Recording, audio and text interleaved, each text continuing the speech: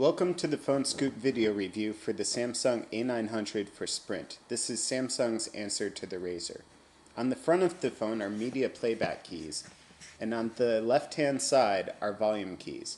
Between these 5 keys you can control all media functions without having to open the phone. There's a deep crevice between the top and bottom halves, and on the right-hand side is the camera key. The camera itself is in the hinge of the phone. You can point it towards you or away from you without having to open the camera to take pictures. Below there is the LED flash for the phone. Opening the phone is rather easy because of the deep crevice between the halves. It opens with a resounding snap. The silver ring in the center of the phone is the D-pad. It is sunk beneath the surface of the phone and the select key is raised. The D-pad is actually hard to press because you press select by accident. The keys are large, and the navigation keys are even larger. In fact, we wish they would have dedicated some of that space to a larger D-pad. Using the Favorites menu from the home screen, you can easily send a text message. The system forces you to address a message first.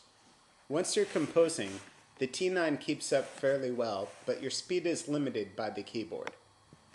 There are more significant shortcomings to this system. If, for instance, you want to ask your friends out to dinner, you hit the 1 key and start scrolling through the punctuation looking for the question mark. However, you scroll around to the period before you find the question mark.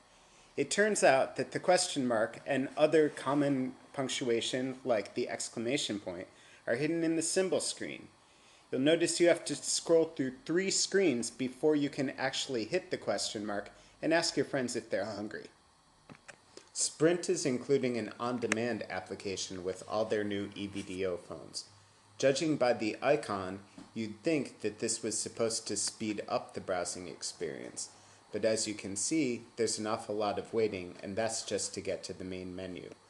Once you choose a topic, like news, there's more waiting before you actually get any stories.